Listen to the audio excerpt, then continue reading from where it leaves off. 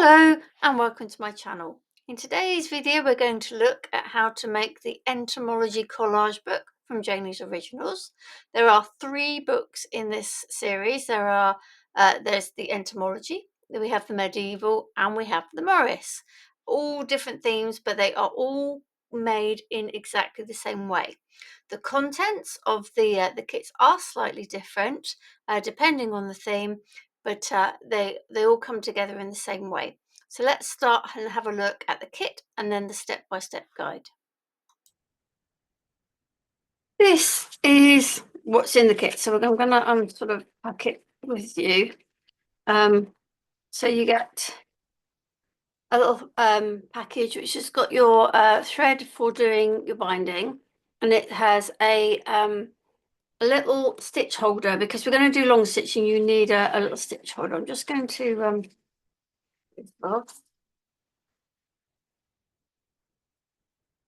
these can be kept and used to make little collage strips. I'll just put mine to the side for the minute.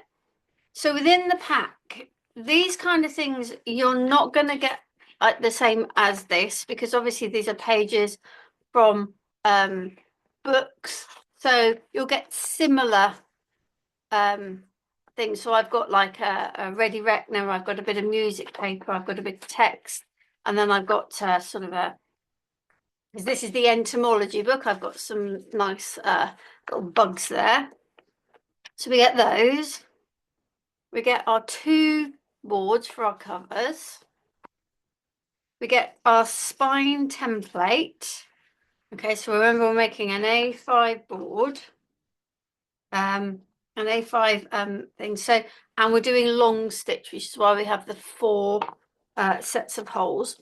This piece is to strengthen your spine, because although we've got some thicker calico, we need between that just something to add a little bit more sort of oomph, if you like. So that's what that is. This calico is going to be used for some image transfer for your spine. If you want to, we will, but you don't have to. And then we get let's go to the back. We've got this. We've got an A3 sheet of paper. Now this is where the collage bit comes in, and we're going to use the papers to create what we call a master board. So we're going to cut into the papers, collage them on till it's full, and then decide which bits we're going to use for the board. Now I'm very aware that my camera keeps focused. There we go. Hopefully that's focused in again. Right. So that's what's probably because it's a white page. So that's what the A3 paper is for. We have all of the pieces of paper, the cartridge paper that you need for your signatures inside, and then we have a whole range of paper. Now this is the Entomology ones. Remember, the different kits will have different contents with the pages, because obviously they're different themes, but they will have similar things. So we've got these nice 3 that will be good for maybe some fussy cutting. Then we have these pieces, a nice landscape, so some nice bugs there. I remember this whole theme was entomology, and I love these. These are like on they look like they're on lined paper in a sort of a journal. This one is obviously scanned from an very old book. You can see that. And then we've got things like this. And then you get these 2. And these 2 you don't want to be using in your collage. These are sized specifically for the inside of your covers, for the book, the size of the card. So that's what you get. So how many sheets was that? 1, 2, 3, 4, 5, 6. So you've got 7 sheets of A4, which you can use to cover your sheet of A3. Now remember, A4 is half of A3, so you've got more than enough to do your collage or your master board, and then we'll have some great bits that we can use for our decorating the front. We'll show maybe a couple of techniques with that. So we'll put this to one side. What I need at the moment is this. We'll stop in a minute and I'll come back when I've got it all set up. But we need this because what we're going to do is we're going to do our image transfer onto our fabric for our spine. Now, the thing you've really got to know, be careful with, and particularly with these entomology ones, where you've got writing, you're going to end up with it back to front when you do image transfer. So you're probably better off looking for something like this, which has no writing on, so it won't, although it does a little bit here, but we might be able to get away with that. I don't know, where's my A5 pieces of board? We'll see, we'll see. We may, I will have to have a think about that. So what I'm going to do then is I'm going to get myself ready to do the image transfer. Oh, I forgot to say, the other thing you do get in the kit is a sample of transfer medium. Now it's not this size, it's a very it's a much smaller bottle. It's like a sample size so that you have enough to do your spine, and also if you have something else that you think you might like to do, you can have a go because you've got this extra here. So that's always a possibility. So we are going to just get ourselves set up, ready for image transferring for our spine.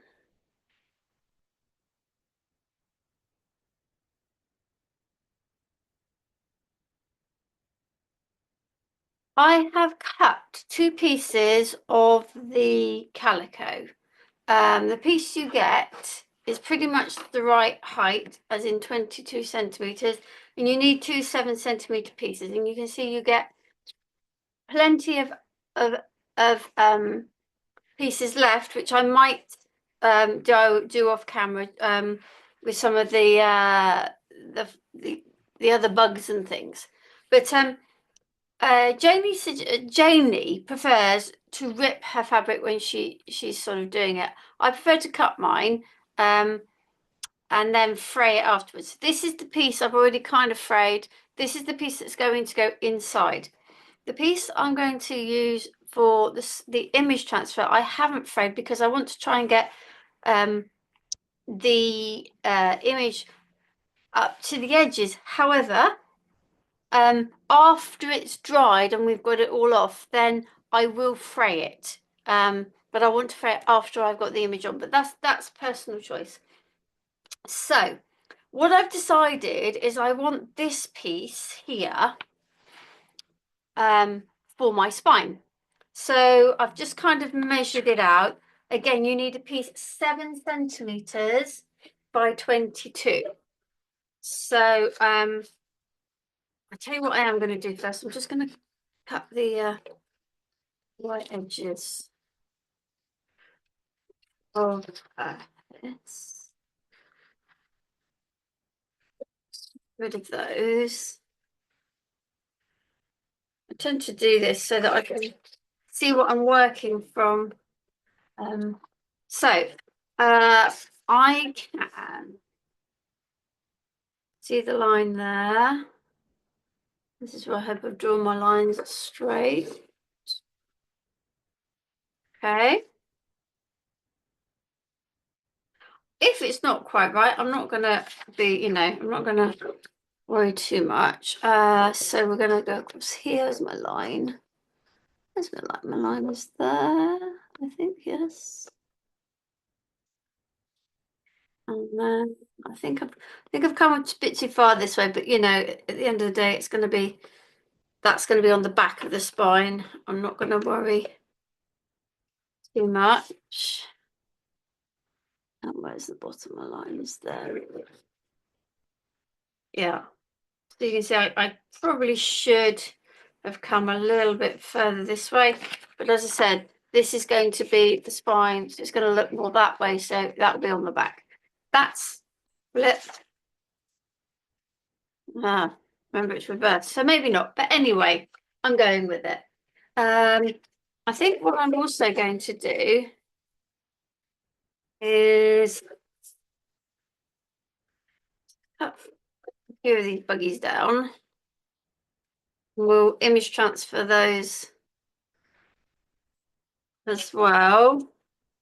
Let's go this way.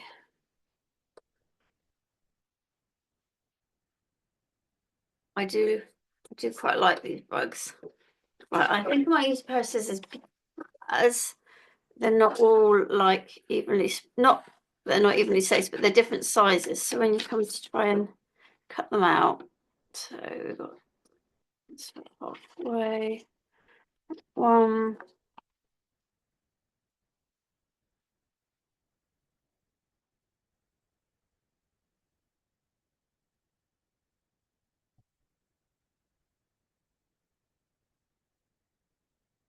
I'm just going to make sure I've got these nice and these, because obviously I didn't cut. I'm just going to make sure they're nice and straight, which they won't be because, you know, best will in the world. It won't be quite straight if you want them.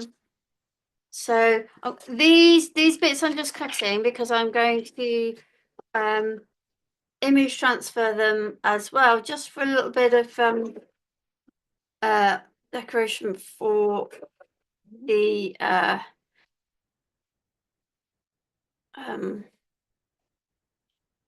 journal. I'll do a couple of these other ones. I'm going to do another technique with some of these others. I'm going to use this whole sheet, if you like, as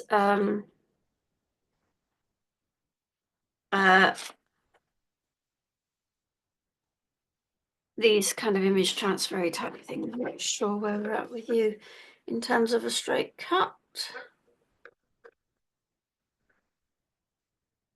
I'm just faffing around here, so you can it's entirely up to you. Like I said, I'm doing this because I want to get a few more things, a few more of these on fabric, transferred on fabric, and a few of them I'm going to do something slightly different with. To try and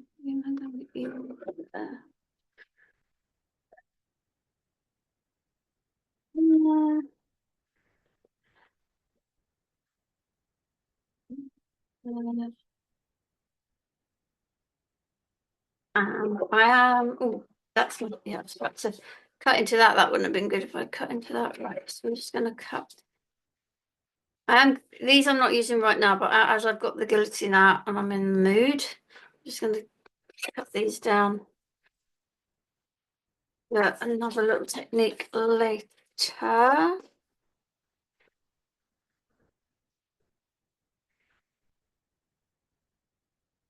There. At least, ooh, nice beetle, nice beetle. A beetle, I think. And like I said, just going to get these trimmed so when we get to them later, I've got the whole sheet rather than doing a little bit now, a little bit later. These. Right, those are going to one side. Let's get rid of that. Let's get rid of the messy bits here. Okay, so this is just an old piece of wallpaper. It just means that I can do this on here, put it to one side and, you know, not worry about it.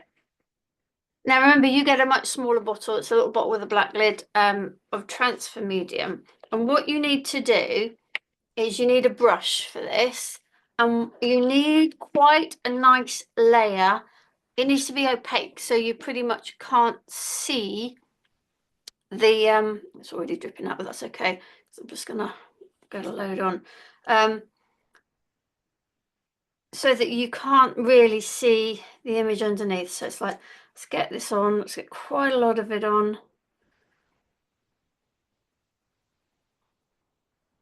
And then I'm just going to start spreading that out. Now I will add more if I need to, but which is why I've got this bit of paper here. I want to get up to the edges, and I want to make sure that I have covered everything. If you don't, any bits not glued will not adhere to the fabric and therefore will not transfer onto your onto the fabric. So let's get a little bit messy when you're doing it with something this big. So persevere with it. I can see holes there. Now I find that I always end up with bits that don't stick. Now that's really not an issue, because it gives it more of an aged antique look. So I'm just giving it another go over just to make sure I've got enough everywhere, to the edges, in the middle, over there. You can see I've got a really nice layer here. Okay, and then I'm going to do it this way. I am going to put my fabric over the piece of I'm just going to pull this up. Whoops, I've already ripped it. And I didn't have another piece of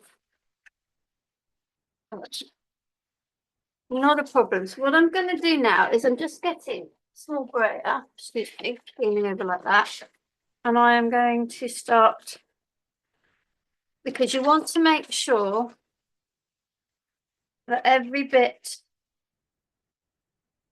of the image is adhered to the fabric. Okay, and you can see I've lost a bit here already, which I'm not worried about, because I've still got the image.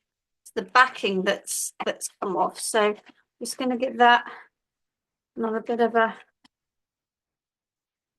push down. Make sure.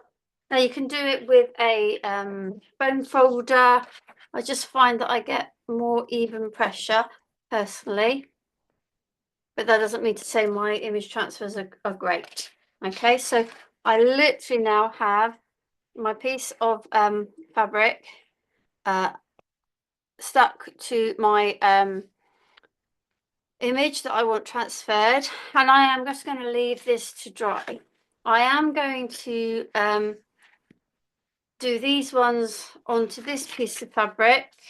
So these will fit on. I probably won't use all of the fabric, but a lot of it. I'm going to put these on like so. So I'll have some other images transferred. So that will just be left to dry, and I will probably leave it to dry for quite a while, possibly even overnight, so that it's completely, I know that it's completely dry. So we'll put that to one side. I will finish putting these on, and then we'll look at the next stage of the process.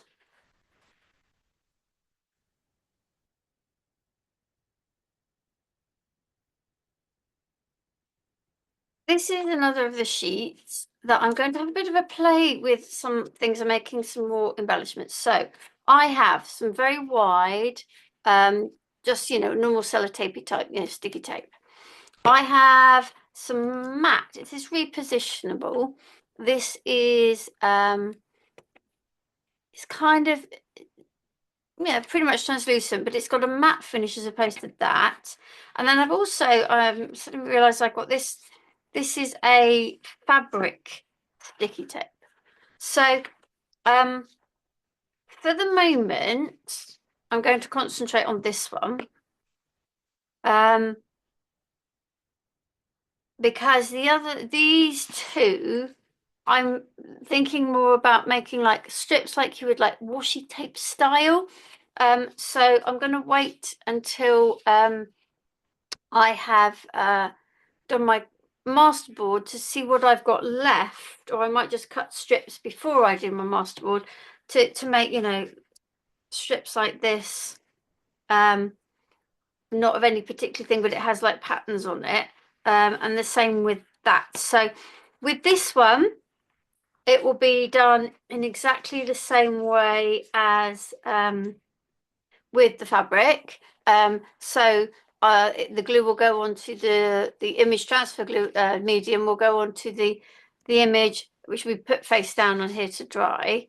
Thing with this then is that this has then a nice sticky back ready to stick. This one I will do similar to this. So basically, the back of this is what provides the glue. So what I'm going to do is I'm going to cut some of these out, and then I will show you this. This will be the same as this, and this one will be the same as what we've just done with the transfer medium. Okay.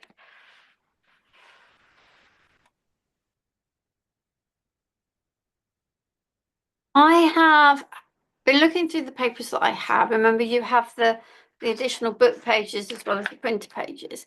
And you can see I've already kind of started cutting into them because I want to be able to create some more tapes, if you like, some sort of pet style tapes, some fabric tapes, you know, so that I can use with my whole journal. So for now, I'm keeping, this is my ready reckoner. I'm keeping that in whole. I quite fancy making a bit of tape maybe on the fabric with music. So I'm putting that to one side. I cut that off. So the rest of that's there for me for my collage. I'm going to use that with the collage, same with that. Now this sheet, I've just cut in half so that I can rip into each piece separately. This one I've cut into this one. I think this one's, yeah, we'll go for like on the fabric, quite like this little bit here. And then, yeah, that's what's left of that sheet for the collage. And then I've cut this one this lengthway. So this, I think is also, I think I've done a lot for the fabric one. So that's there. And I think that's the other part of that one. Is that the top of that one? Oh, that's the bottom. I think it goes. Oh, yeah, it's that way. So I cut that bit out the middle. So those are for collage. Then this one, I cut this bit off the bottom. That's for clear tape. This one, I cut that for the clear tape. This one for hopefully this map tape. I'm not quite sure if that's going to work yet. So we've got that there. Then I've got another for the sticky tape. So I've cut those off so I know I've got them. There's going to be plenty. Oh, and also there's these. There's a sheet which has got all of these on. They're not great for image transfer because they're covered in writing, but they will be great in your collage. Now, point of the collage is that, I mean, if you want straight lines, then, you know, you can go for it and have straight lines. But the point of this is really to get some nice sort of unevenness about your collage. Now, I have a straight edge ruler, which I can use to tear with. I also have, this is the, this comes with the piercing cradle. It's the piercing ruler, and it has a nice decal edge here. And I can also just rip by hand. Even really on the edges, you don't kind of want to be sticking a straight edge. You want to be overlapping it so images sort of go over. So if you've ever done card making about, you know, making things go off the page so it's not like a full focus image. And really now it's just about tearing. It's not worrying where am I putting what. I mean, you'll as you look at it, you'll go, oh, I think I'll stick that there, or I stick that. So I'm just going to literally rip into that piece of paper, and I am going to stick it here. Okay. Now I'm trying. What I'm just trying to is to make sure that the straight edges hang over, You need to use the matte collage glue, and I've decanted some into a little pot, and I'm gonna really, I'm just thinking I should have something underneath this because the glue's going to go everywhere. Okay, so I'm just putting that on like that, and you kind of want to be, you know, a bit random. So some of those little bits I'll just get rid of. So here, oops, it doesn't matter if the collage glue goes over the top. That's way too much that I just put on, but it's okay because you can go over the top with the collage glue if you want to. And now it's just the time to start just going into your papers and ripping bits and putting them on. However, however sort of appeals to you. I've kind of almost stuck that one down there, haven't I? Overlapping them. Oh, I like the fact that somebody's written on that. Oh, I've got a bit of a straight edge now. I've only just realised that, but that's okay because we can do something about that. So you can either, when you've got the straight edges, just rip them off. I'm doing this by hand. In a minute, I'll show you about putting things, tearing with the rulers and so. So as you can see, this is very random. You can go over it like this just to make sure it's all stuck, because what you don't want is this coming off when you are doing your covers. Okay, so let's take the decollage ruler. We'll go with this piece here, and I'm just going to get a nice deckled edge. But this is quite edgy, so I'm going to rip the top off of that, and I'm going to stick it. Oh, now I've gone put the glue too near the edge because I don't really want it over the edge. I'm not too worried if that's happening because that adds to my collage. So some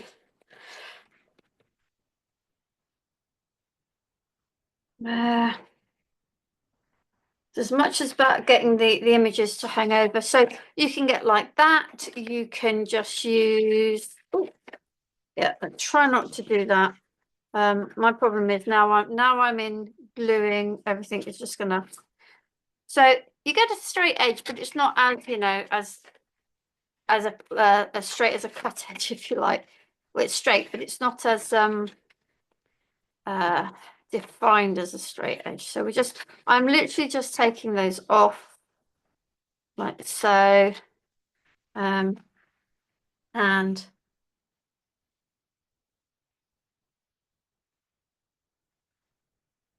going to put that there. Okay, so I am just going to carry on with my masterboard, and we will see where we end up.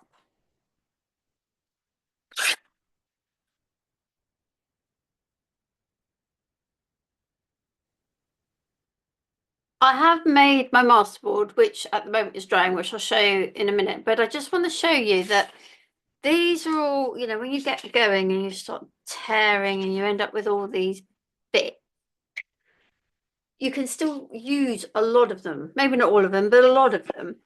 This Janie usually, when she puts a bundle together, she puts paper around, like a strip of paper like this. And all I'm doing is I'm not even bothering whether it's got a straight edge or not. I am literally just sticking them on whatever. Again, go outside this literally is just stuff that I tore and then discarded, and you see it's all sorts of bits and pieces. But this then means you'll have I call these just a collage strip.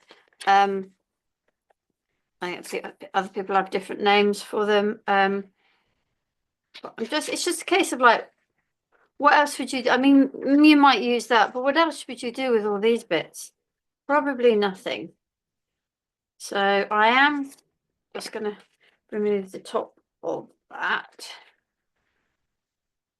So that's literally what I'm doing now, is just, it's quite a long piece of paper, so I'm just going to try and cover all the pink with all these just random pieces. It makes me feel a bit better about not wasting so much. You know, if you think, oh, that bit don't go there, just keep moving on down. It's no biggie, you know, and even if a lot of this gets chopped off at some point, at least you tried to use up some of the bits. What else have we got? There you are. I reckon you could probably go in there. Yeah, so as I said, this is just a little quick aside, just to show that even all the other all these bits and pieces like this, just, and this pink, you know, bit that you would normally just chuck around. I'm just gonna, doesn't even matter where, just stick it on the bit, fill up the gaps as you go, add in whatever you feel like, wherever you feel like it.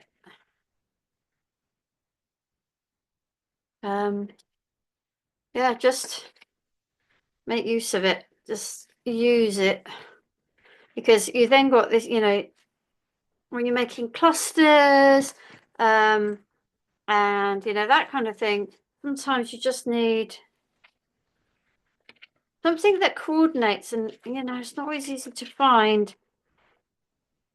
And the more random you are with this, the better it looks, if I'm honest, because I'm kind of keeping the big bits out of the way. I just want to try and use up these scrappy little bits, you know, like this. Let's just stick across there. Because, you know, at least then they're used, and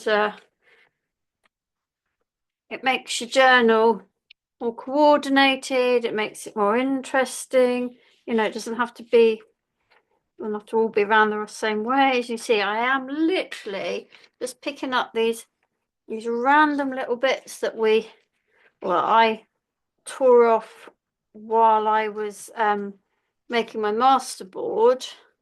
And yeah, I'm going to have a nice collage strip from this. Just keep going until you're covered. This is now my finished collage. I've trimmed off all the sort of bits that were hanging over. At this point, you can, you know, you can do all sorts of things. You know, there's bits that are too in your face. You can tone them down with a bit of sort of gesso that's been watered down. You can stencil, you can stamp on this. All I'm going to do is I'm just going to use, I'm hoping not to dip into my brush too much. I've got a bit of paper to wipe it off on. And just where I've got some of these where you have the edges of the pages that, you know, when you draw into them are a bit white, I just want to tone those down a bit. So I'm kind of at the moment just using the ink, because these things do hold quite a bit of ink, just to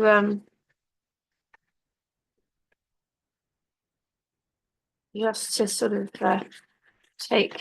literally take the edge off, if you like. I might put a little bit more on.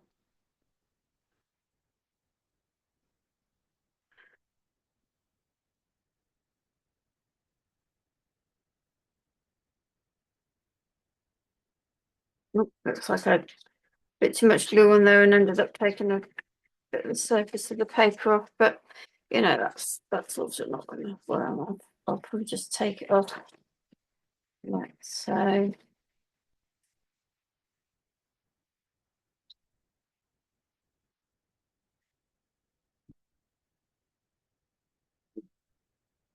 And make sure I picked up all the sort of starker white pieces just to turn them off. And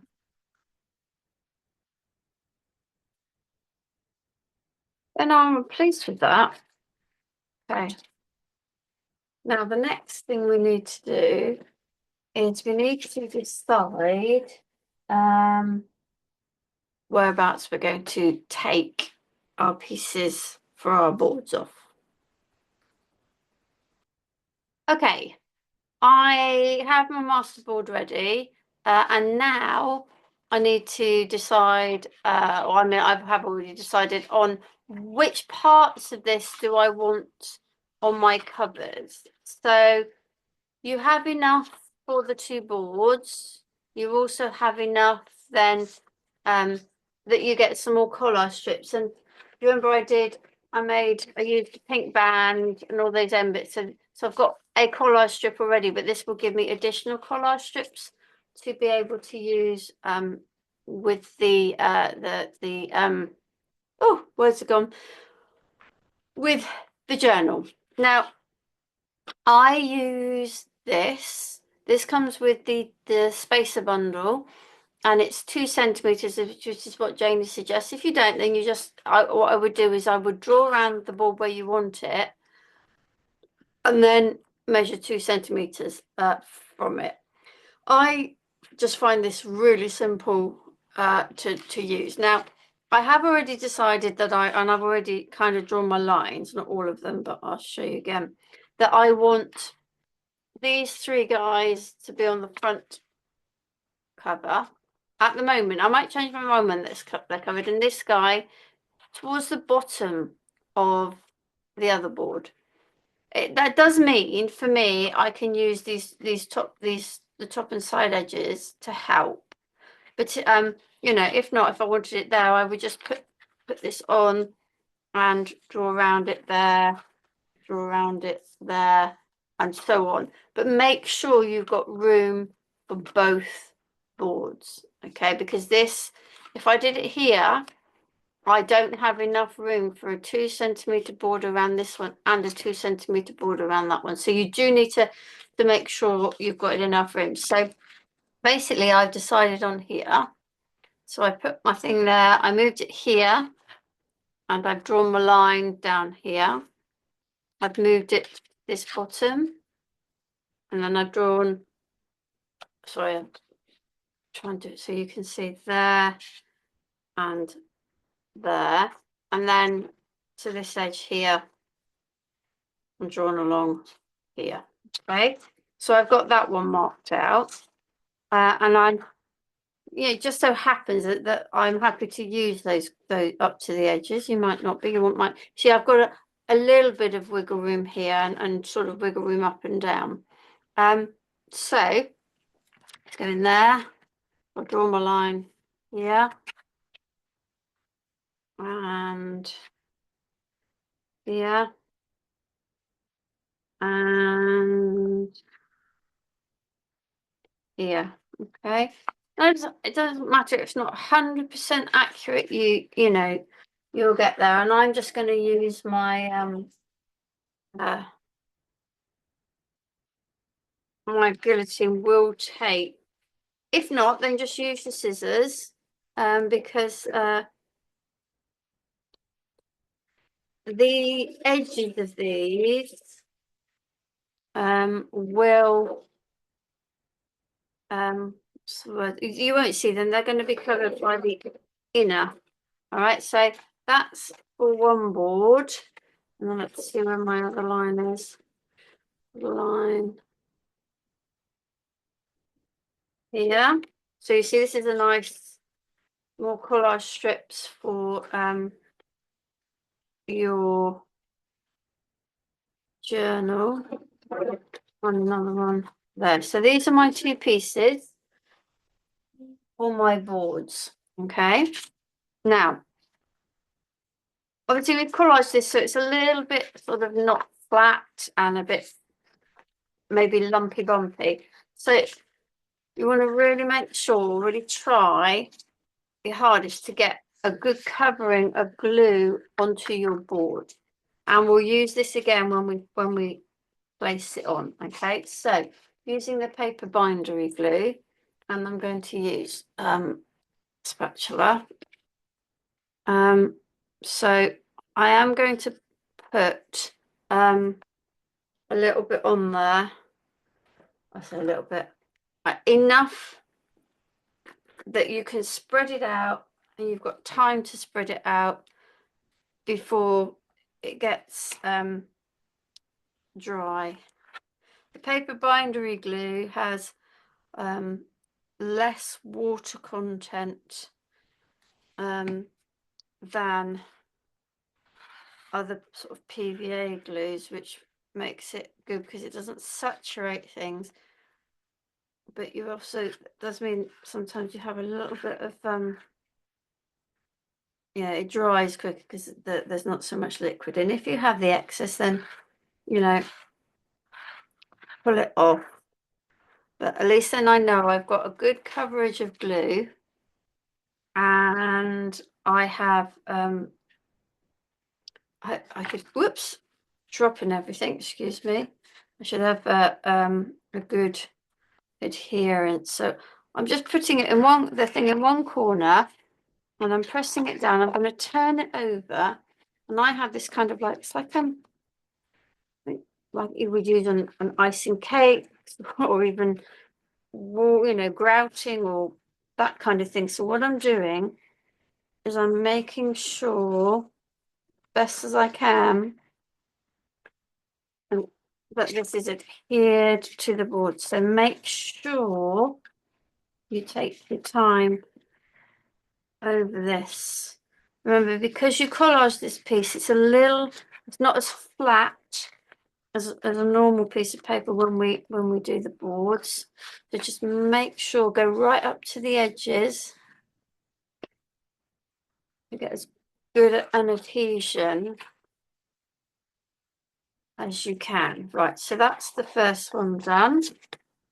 Now I did there caught the edge of a piece of paper, and that's okay. What I am going to do is just get my ink and just go over it so it kind of disappears. Right, so that's one. Now you can see how much flatter that looks now than this one. Okay, so we're going to do the same with this one. I'm going to get a good amount of glue. I'd say, well, this is me personally, that you might want a little bit more than we would normally do. If I was just using a one sheet of Janie's, you know, the normal printed papers, this would be too much. It would saturate the paper. But I feel with this kind that you need a little bit more just to make sure that it adheres. Okay, so again, we'll use just the placer in the corner and get this down. You can see where I'm using a lot of glue, I'm making a bit of a mess, but you know, we'll deal with it. So again, I've got it stuck in the right place. So now I'm going to use this to sort of ease it out. And I've just caught the edge of a piece of paper there again. It's because when you collage, you don't necessarily always get things stuck perfectly. Okay, so just make sure you're really pressing down, that you're making sure every bit is sticking to the board. It's really, really important that we get, otherwise your cover will look buckled. And I feel, oh no, it's the bit that's off. I could feel like there was a little bit of movement on that one, but I think it's the bit that's off the board. That is here I can see I've got a little bit of a bubble there.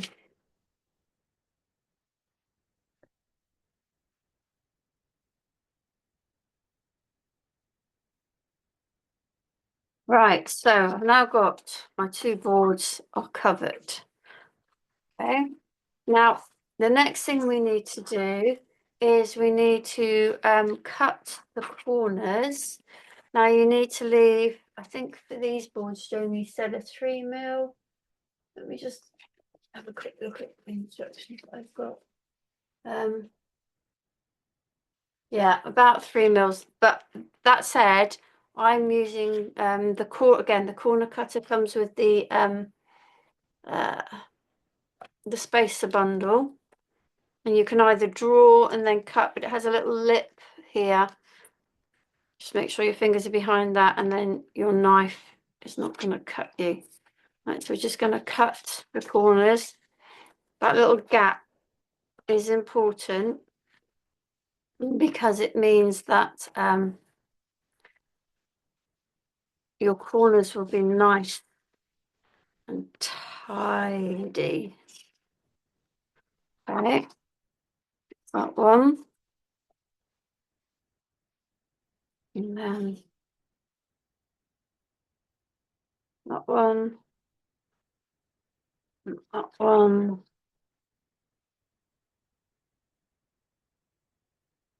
One. And that one. Okay, so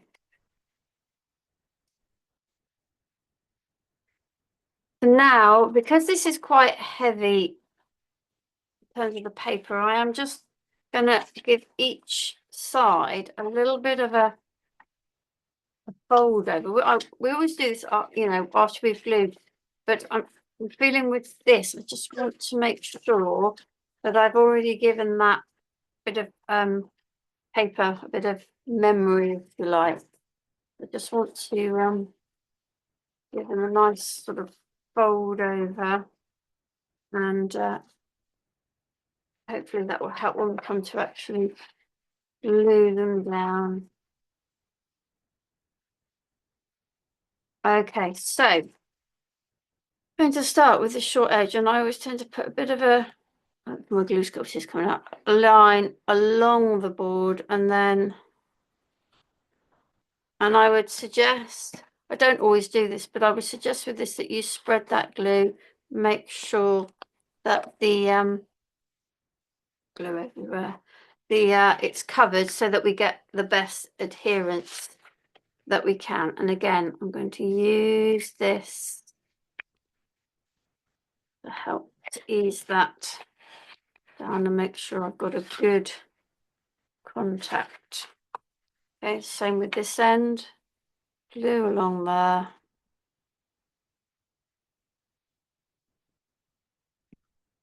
Oh dear, glue everywhere. I'm just using my spatula to spread that glue nice and evenly over, and then use this. You want something that can sort of spread the load, if you like, and you can get a nice sort of pressure on. I'm going to do this board as well.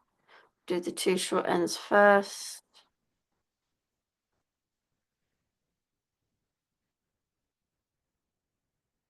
And spread that glue. Make sure we've got all the coverage.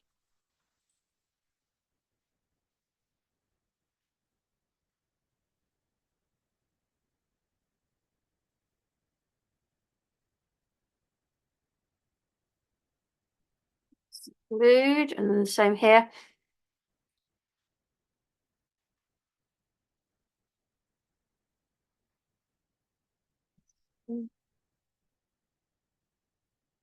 It's kind of like if you were trying to cover a book, so you're covered with some heavier wallpaper sort of effect. It's stiffer, it's thicker, it needs a little bit more easing, and it needs a really good adhesion to make sure it's all stuck down. Now I'm just going to use, this is my tool for my embossing, no, my scoring board, and I just like to use it to push these bits in. Just want to push them in because that then helps us to have a really nice corner when we fold it over. So we'll do the same on here. Let's push that bit in, push that in. Just helps to get a really good finish on your boards. Okay, so now next job, make sure that's stuck, yeah, is same on this end. Now I can see I've got a little bit here.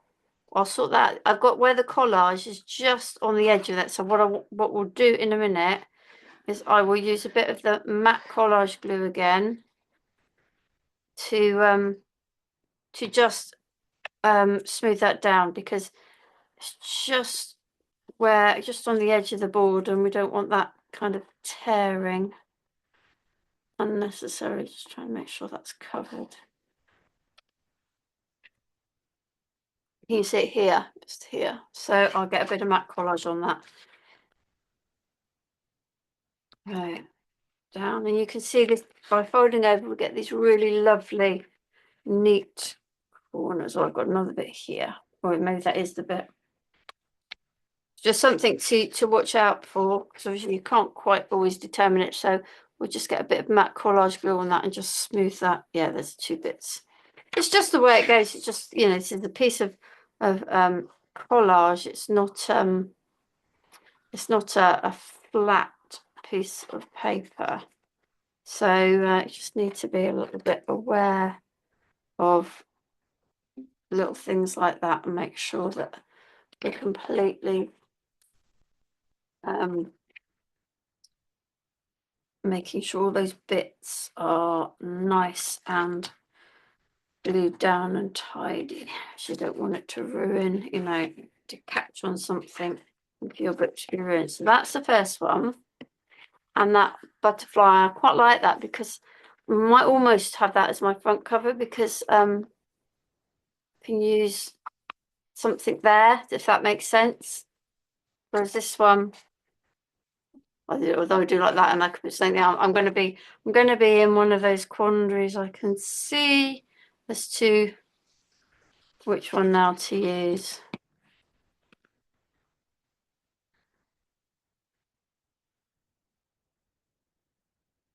If you, I mean, there was that one sheet that I didn't use. So if you're thinking, oh, it's a bit dull, you could always use some of the brighter butterflies in the collage. But I sometimes think it's better to well, I prefer, if you like, to use more muted colors and then decorate. Because if you have too much if this is too busy, you can't really then put something on it if you want to, you know, decorate. So there we go. So the ball, those are done. I'm just going to now put it on that. Find my matte collage glue, because that was the paper bindery glue we were using. Just getting my matte collage glue. I'm just going to put a little bit in there. Doesn't matter if it's gone over, because it's what we use to stick it all down, so it's covered in that anyway. Where was the other one? It was up here, wasn't it? It was this piece just here. We did a little bit of glue on it. There we go. Okay.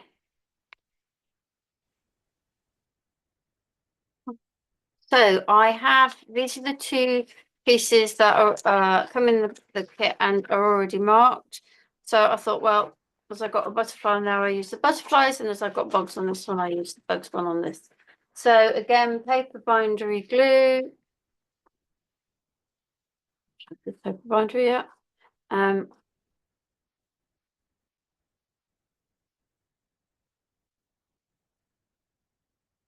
and she's got this on there, and let's make sure it's up the right way.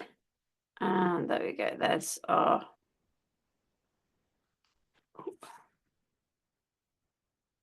board, and then the other one.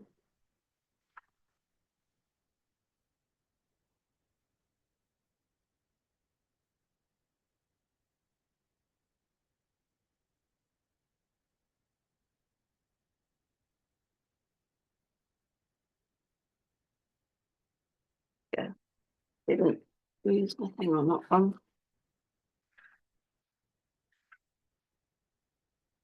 Okay, so our boards are now finished. The next part of my sort of assembling the collage book is to put the covers together with a spine. Now, I realized that I took the paper off of this without showing you, but I apologize for that. So remember, I stuck the piece of paper to the calico with the transfer medium, left it to dry, and then what I did was spray with water, and you sort of rub in a circular motion. I tend to have one go through, leave it to dry, or dry it with a heat gun, and then you can see whether you've got areas that you've missed. You get like a little peach flush. Now, there are some bits here that where I probably wrinkled the paper, which actually I don't mind, but I'm not actually going to worry about those. So now we need to assemble the sort of the structure of the book. I am going to decorate or add more to the covers and the inside once we're done, but I just want to get the structure done. So this is the spine template. I have covered it in sellotape, not very well, but it does the job. I managed to catch it and it all puckered, but it's covered in sellotape. And then I have used just the smallest hole on the screw punch to punch through where all the holes were marked. Okay, so I've done that. I've got my piece of calico that we've printed. I've got my other piece of calico, and I also have this, this is for reinforcing the spine. It gives it a little bit of extra strength.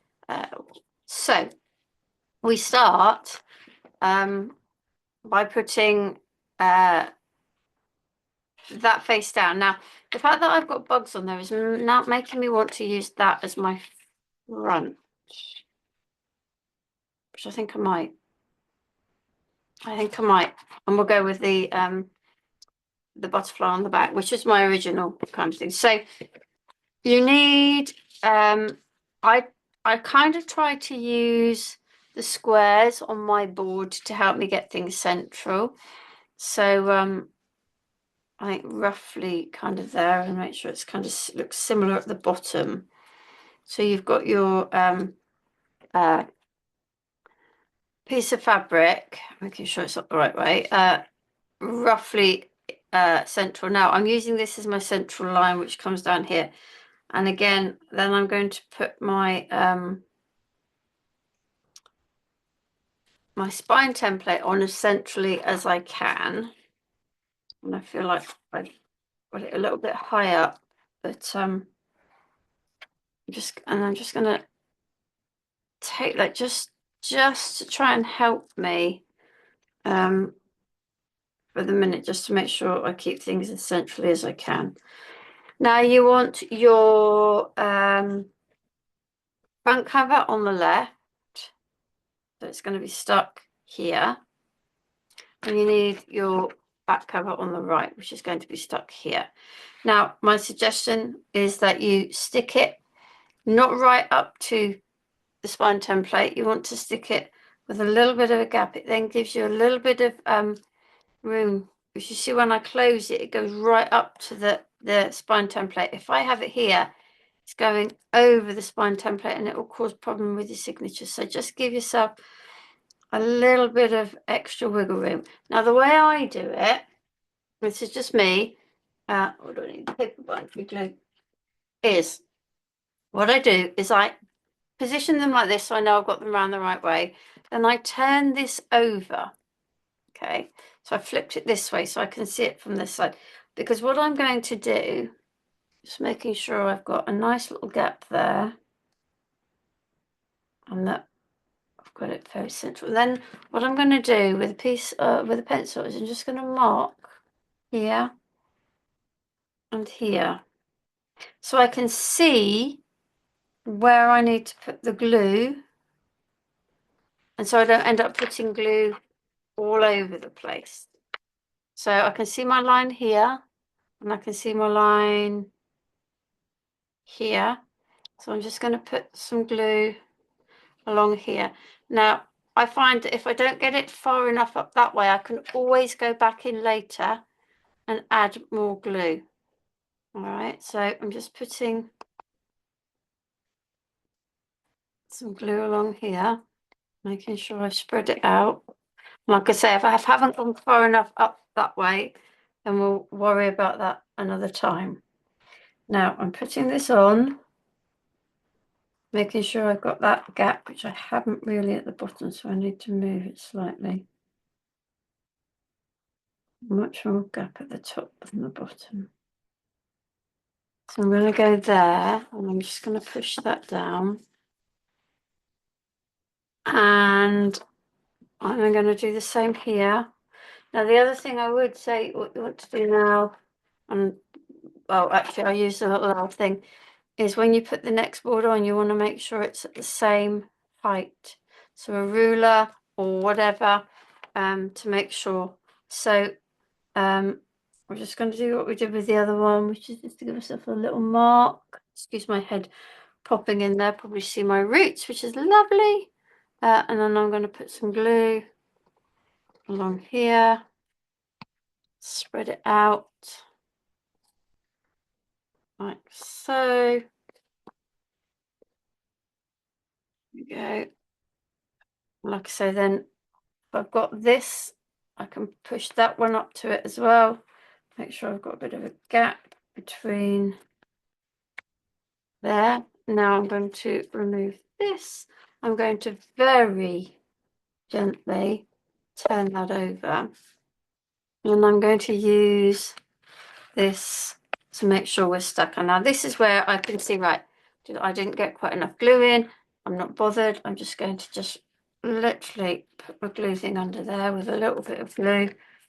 Not too much because I don't want it all squirting out, but just a little bit more glue to add into there. We'll just check this side. We didn't do too badly that side. A little bit here, a bit there. Okay, so that's going to be. And I'm still not wanting to fiddle around with it too much because we haven't quite finished. So I'm just turning it back that way. Now, what I need to do is to put the spine strengthener in. Now, it doesn't matter with this that it's going over. And we've still got room. This is slightly not as wide, shall we say. So what I'm going to do is I'm just going to cut it. Where are you, Mrs. Scissors? There we go. Just going to cut that little bit off. And I think for me, the other thing that I like about this kind of strengthener is that sometimes gluing fabric to fabric can be a little tricky. Doesn't necessarily like it. But this stuff is kind of a mesh-like, and so it's easier. I'm going to get, what am I going to get? Oh, excuse me. I'm looking for my plastic one, but it's not there. Okay. Now, if it doesn't look like it's sticking, you just have to trust the process. Okay. So that's gone in. And then what we're going to do is we're going to get my other piece. And it's going to go over. So first thing you're going to do is to add the glue onto the spine reinforcer. Let's just spread that out a bit. Okay, and then try and line your calico up with your other piece of calico, and you're just going to push down on that inner bit for now, just on that inner bit. Okay, we've only put glue there. Now the next thing you need to do, and I usually do this with actually my ruler, is we want to make sure that that piece of fabric is sitting down in there, so that I tend to do it this way. Oops, that glue's a little bit too far out. And then I'm just going to put my glue along here, and then use this to just,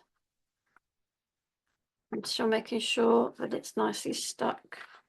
I see I've probably put a little bit too much glue on the inside there, but we just have to live with it. Okay, and I'm going to swivel it round. I'm going to push my ruler in there, put my glue, maybe spread it out a bit this time, and then keep pushing down, and then just bring that over. Okay, like so. Now you need to leave it. So we're gonna put this to one side, and we're gonna get on with the next part of the process.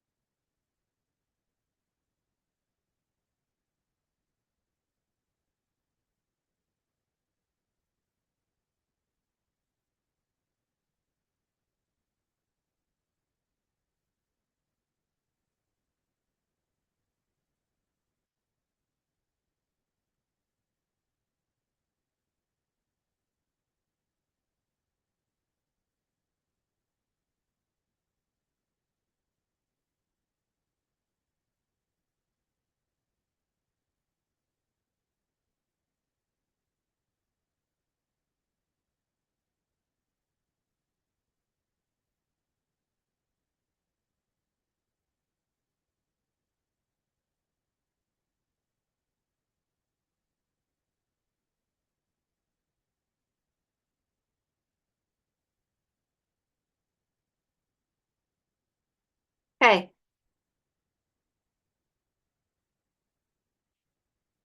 I am quickly back with this because there was one thing I did forget to do, and that was to mark on the holes. So I'm just making sure that my spine template is fairly even, sort of at the top, and then making sure it's fairly central here too. And then this pen I've got is it's called a friction, Frixion, I think it is. It's a one I have for sewing. So although it looks like I'm making red dots, which I am, the pen literally is heat erasable, hence friction. So this is just to help later when we do. Oh, looks like I missed a few. Let's just make sure I've got the template in the right place. Where do we miss a few? Up there. Oh, I wonder. Right, I know why it is.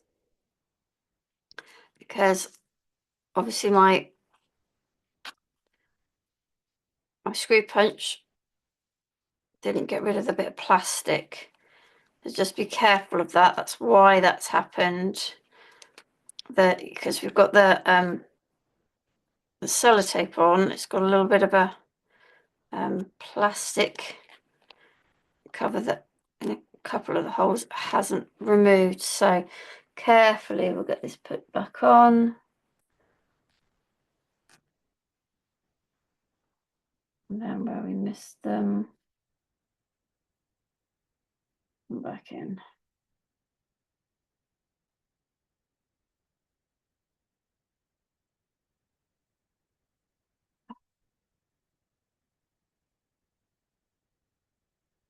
Morning.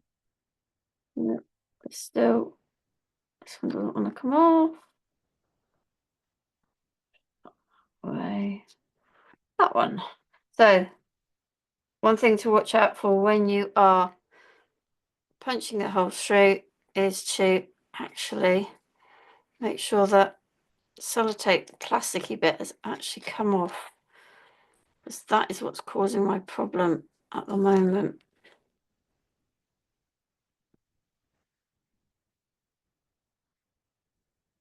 So that's done now. When that's dry, I will probably put the awl through those holes, but for now, it's fine. Okay, so our next job, oh, sorry, the whole thing went a little bit whoosh, is to, while that's drying, is to sort the signatures out. So the reason I wanted to get that done is because I need to fold this in half. That's why I thought I didn't realise I hadn't done mark the holes. Although you can still probably use it.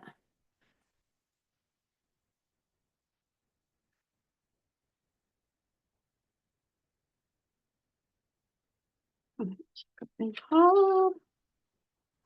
Okay, all right, we've got it in half, I think there.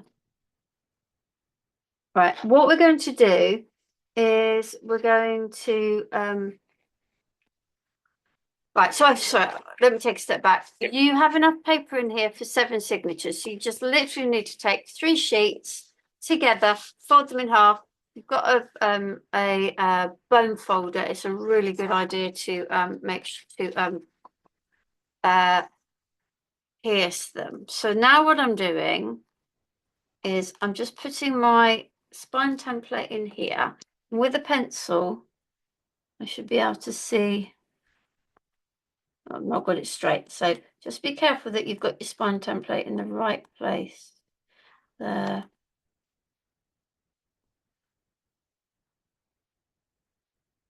There. Have I got it in the right place? 1, 2. Right, these two were not quite in the right place. If it feels like it's not working very well, which I find sometimes I do find it difficult when we folded it in half like this. Do it this way. Make sure you're on the fold and then just open it out. And I can see I've got those 2 holes there and that one and that one. Okay.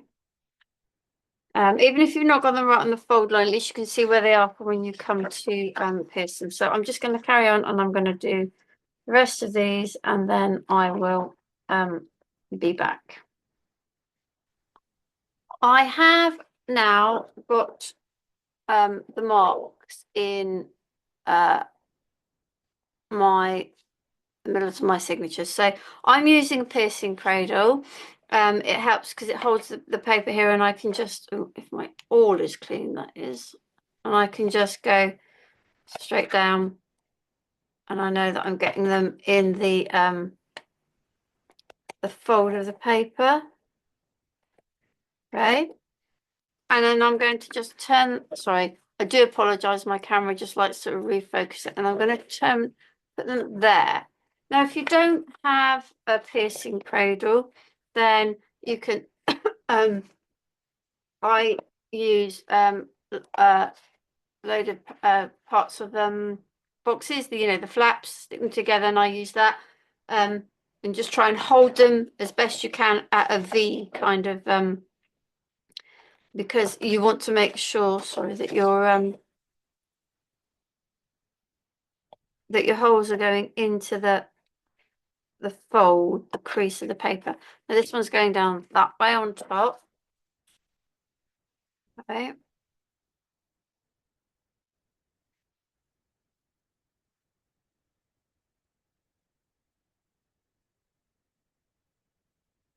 Make sure they're all pierced. One of the things I would suggest, and I've done this in the past, is make sure that you have actually pierced from the center.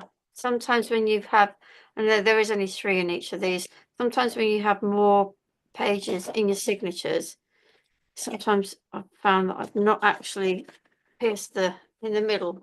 I've actually managed to miss it. So make sure that you have pierced in the middle. Okay, one more. Oops.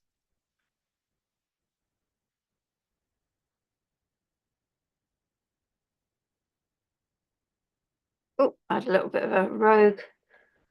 I'm hoping that that's the whole bit of rubbish on there. So I'm keeping them like that. So that's the way we are going to use them, and finding the little packet. So this is your wax thread. You do need a needle. I'm going to just find mine. You have, whoops, I'm hiding around here. You have the ones from Jamie. You get 2 curved ones, and you get 3 straight ones. You want one of these 2 are the same. You want one of those smaller ones, and you also get given the this little stitch holder, which is because we're doing long stitch, you're going to need that to hold the stitches in place.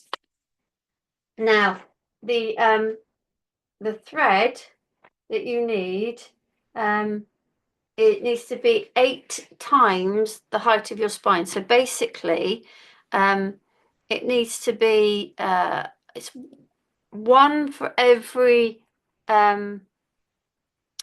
signature plus 1. Right, just trying to get this out. So I'm just gonna see how we're doing with the spine.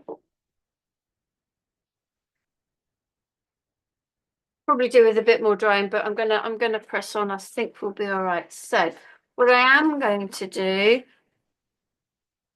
is I'm just going to use my awl, and I've got my bit of cardboard, and I'm just going to push through. You still see the red.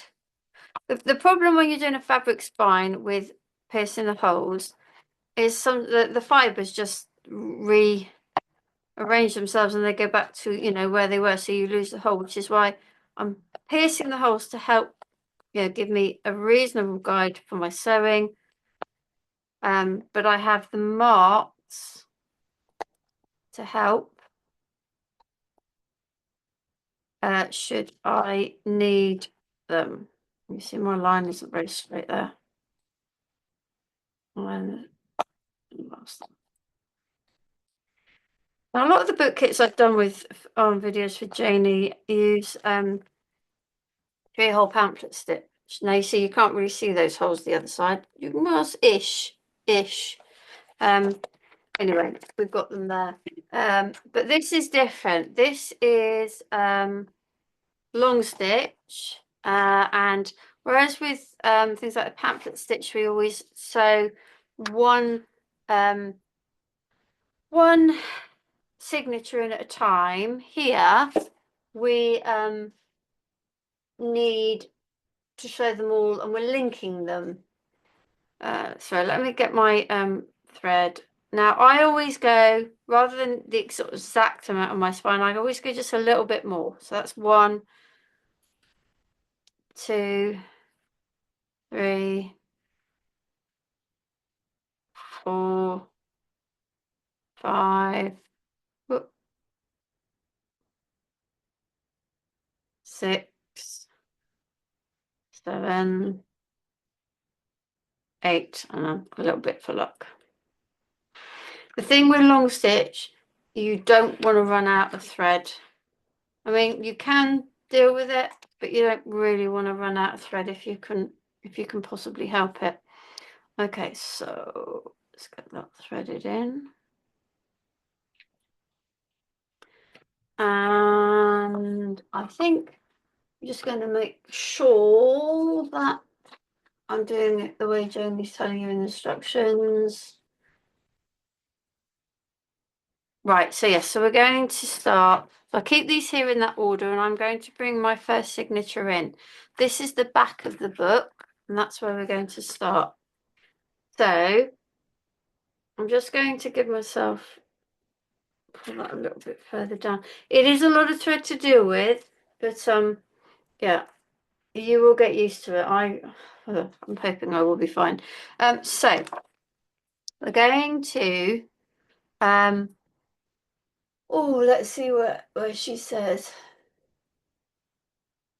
Right, so we're going to start on the far right.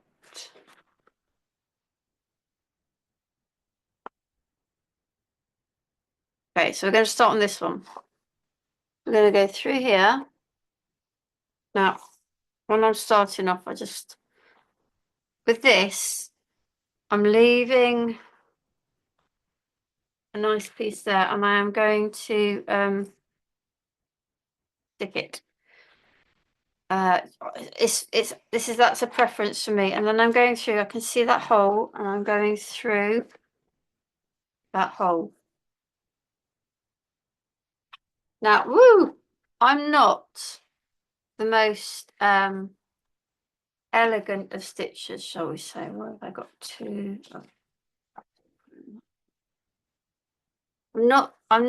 I tend to make it look quite probably more difficult than it is. Now we need to put our needle back in this same hole. Now I always turn things around. I just find it easier. So I want to get my needle back in that same hole. But the thing you're aiming for is not to split the existing thread.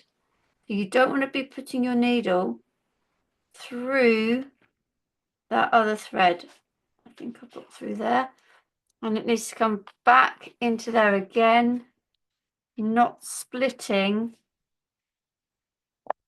The problem when you split the thread, it becomes very difficult then to pull and get your tension. Not impossible, but it's not right.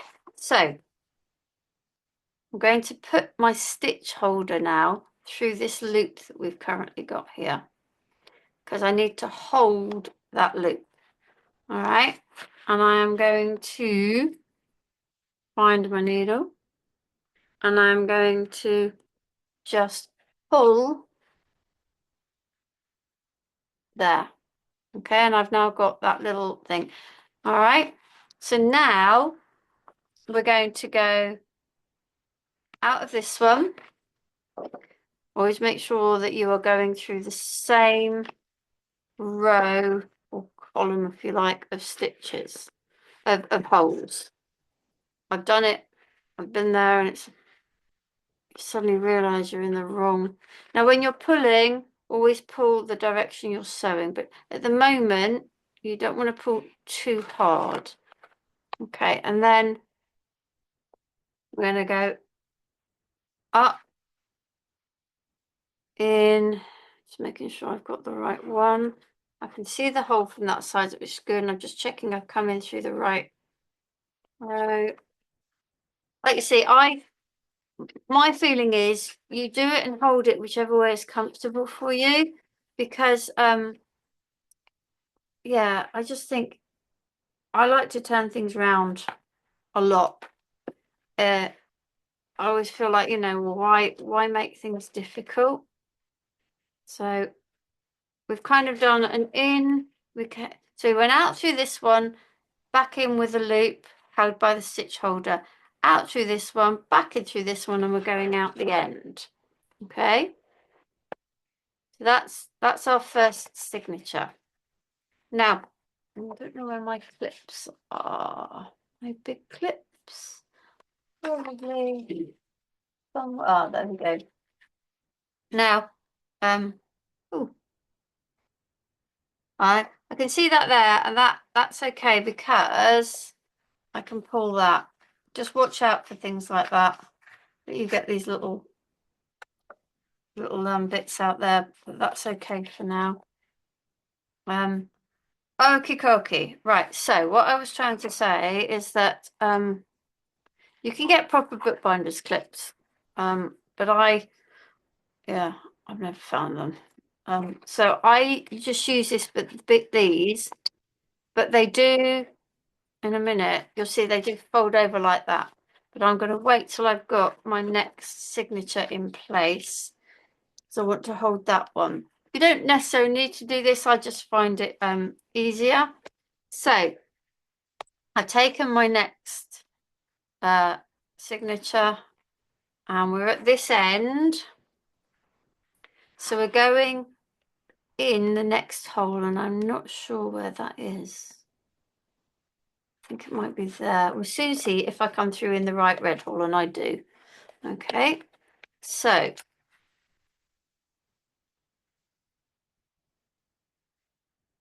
just going to give that a little bit of a pull. I'm not too worried about this end because I've still got loose bits up here that I can use to sort that tension out. Okay, and then we're into this next signature. Oh, I've got myself here, myself in a knot. Just take your time with this because, you know, you're dealing with a lot of thread. You might be dealing with a brand new stitch. I'm going to go in through this one. Once you've got used to it, because this kind of becomes the same. Once you've got to the other end, kind of does the same thing over. Right.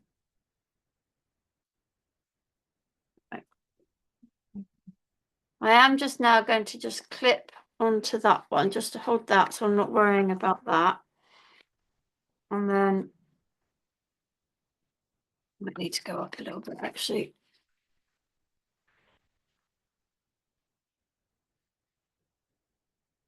If you know, when you've watched this and you're like, oh my gosh, I have got I think I have a long stitch video in my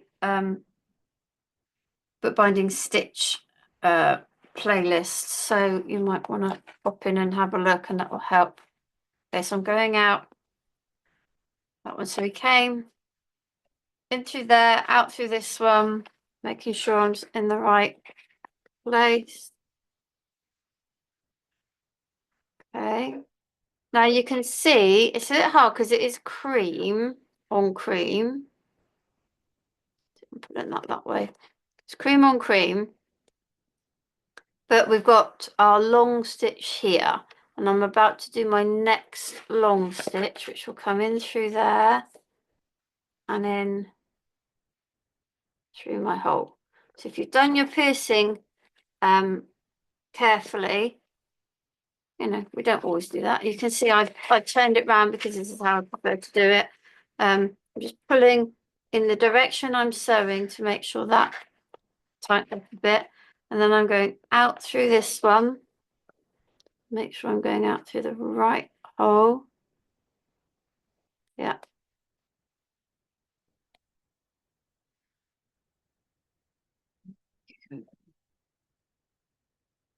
Right, now, up here, we had this little stitch that linked this signature to this one.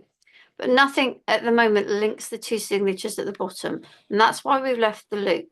Now, you have to make a decision now because you're going to be linking in a similar way as we go on. So I tend to come from the top through. So I've gone through that loop that we had. I put the, but I've made the decision. Lemon long threads. It gets easier as you get along because you don't have so much.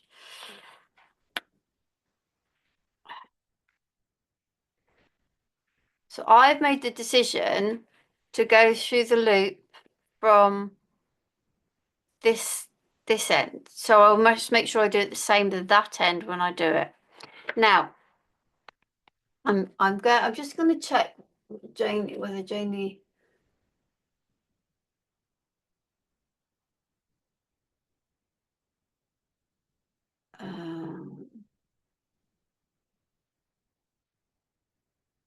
All right.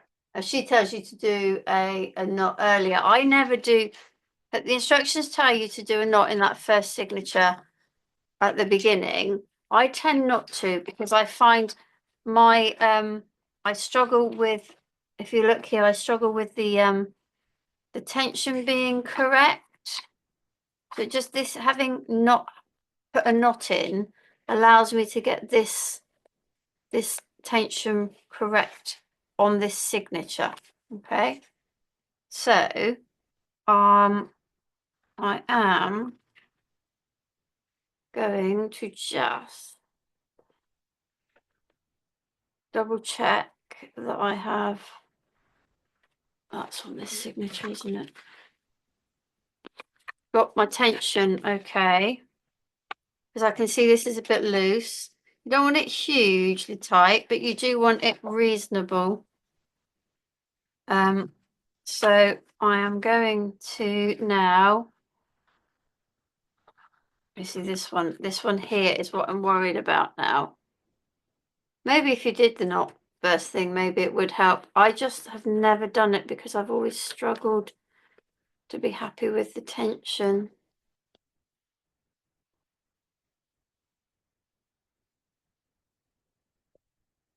I'm going to leave it for now, and we'll sort it out at the end, and I'll show you what I do. Like you say, I've got this.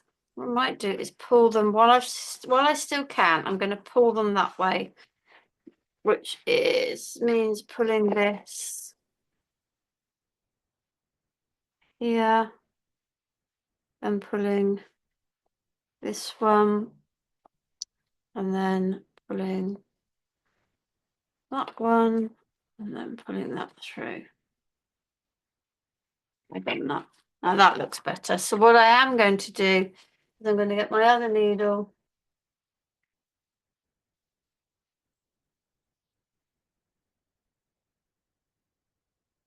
And I'm going to just thread it this end.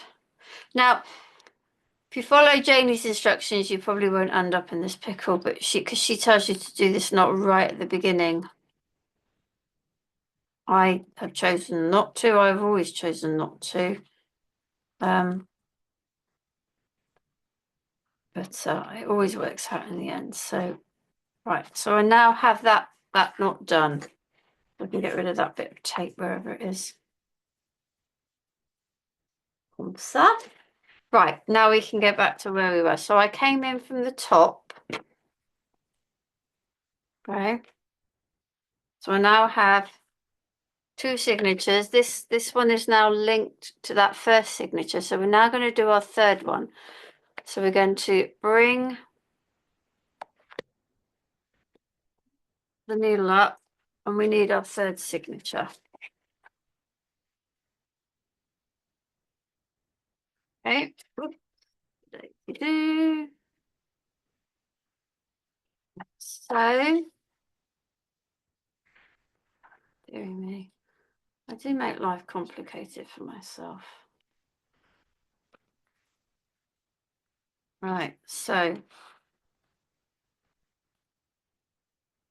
I've stood the book up like that and putting my clips on, and hopefully we'll be fine. Right, so I've brought that up through. So now I'm going out here. Again, always make sure you're going through the right set of holes.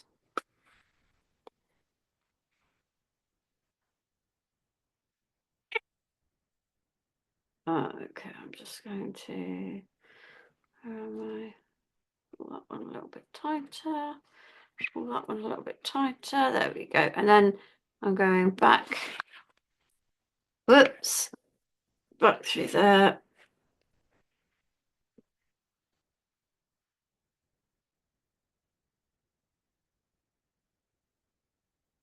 And then out through here.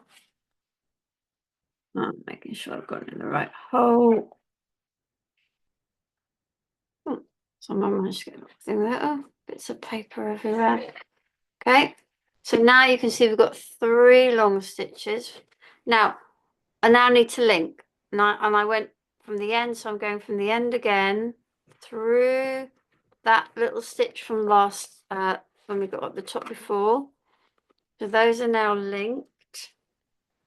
And then we're going in for our 4th signature, which I think is that hole. Let's have a look.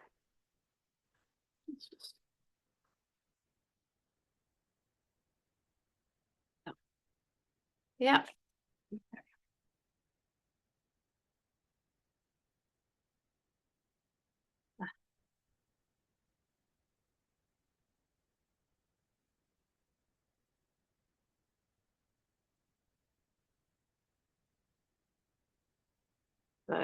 So those are now linked. Those were linked. Those are now linked. And it's just literally now the same. It's just literally going to be the same. I'm just dealing with my tension. I am terrible with tension, as in getting the tension right. So we're just going to have a little jiggery pokery on this, and then we'll be good to go. Trying to work out where I need to go. That one needs to put there. It does get easier, and I'm just showing. I'm really making a pig's ear of this. I'm not showing you the best. So check out my other video where I am a little bit better with it. Now, just be careful. I pulled it there, and you can start to see it pucker. So you want your tension, but you don't want it too tight. Okay. Right. So that one was joined. So we're on to our next one. And in fact, I might get rid of the clip. See if I make less of a hash without the clip. And we're going back into this one. Okay. And again, it's like a running stitch. So in through. I'm just checking you're going through the right hole. And this time I'm really going to make a point of focusing and pulling my tension to make sure I'm keeping my tension. And then come up the next hole. Sorry, the camera's doing the whole refocus thing. Come right through. Oh dear.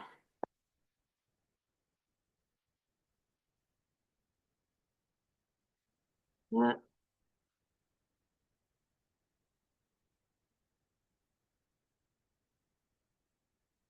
Making a I do apologize. Long stitch is really not this tricky. I'm just making a right hand fist of it today for some reason. There we go, that's gone through the hole now.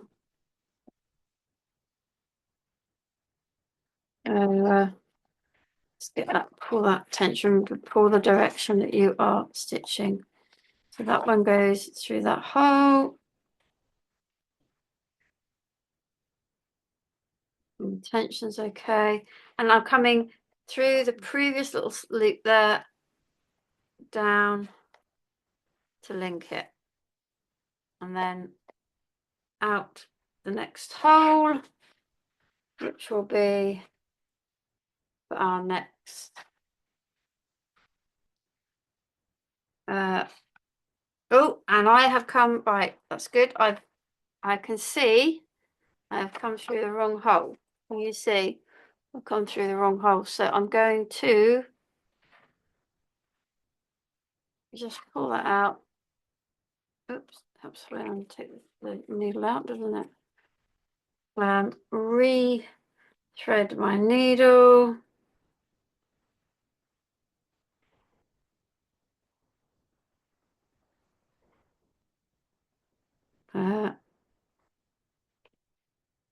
This time make sure we come in the right one. So must be slightly missing a hole there. There we go. That's the one.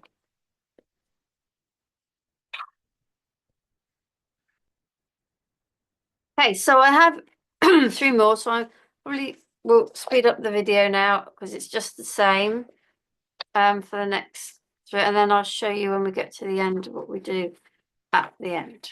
Okay, so I'll see you in a minute.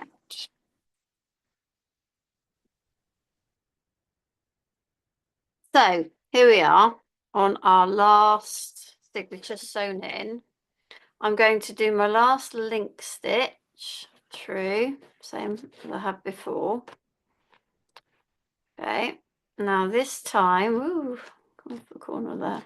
This time, I need to go back through this end one of the last signature. And like at the start, we want to try not to split the thread, which is not always as easy as said as done. So there we go, through. And then all we're going to do is just going to tie this off. So put the needle through, so you've got your loop, and then put your needle through the loop. And I tend to pull it there. If you want, you can do 2, but one will suffice. I want to get myself in a knot now. Okay. Righty-ho, scissors. So there we have our long stitch spine, and because we gave ourselves that little wiggle room, we've now got everything opens nicely, all like that. Brilliant. Okay, so next thing will be we look at how we can decorate.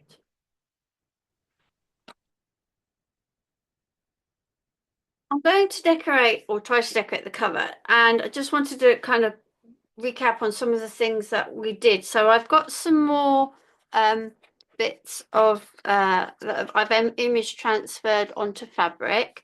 Some of them are looking a bit, you know, could do with a bit more rubbing off, but I'm going to go with the shabby look. So that's those. I then did use the transfer medium, sorry, I think it's falling around here, the transfer medium onto this tape. So this was a piece of music paper. This was a bit of the paper from the pack. So there's those. These were onto sellotape. They still have a little bit of tack, but I would probably want to put a little bit of glue on them as well. So this and this. So they kind of work a bit like pet tape. So I'm quite looking forward to using those. Oh, that one might have to go on there because it's decided it's sticking. And that was the same. And also did a couple of butterflies, the same. And then this, I'd say it's not as successful. I would want to take more off. But I don't feel I've taken much off there at all.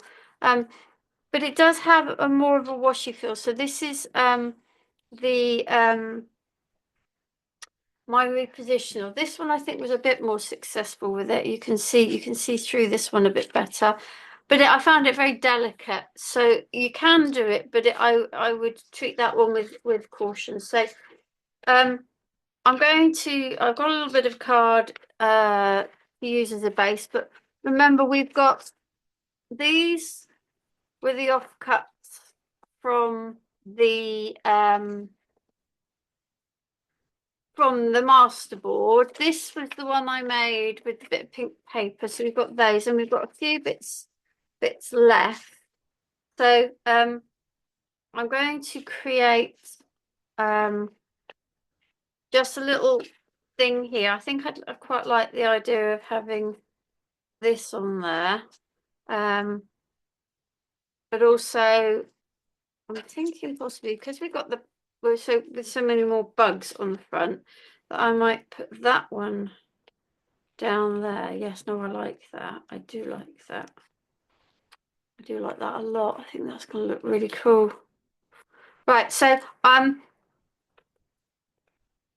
don't know if you're new to my channel, you might not have seen me do these things before, but I tend to once I start doing this sort of stuff, I just tend to get on with it, and I speed the video up because this is not going to be the same as yours.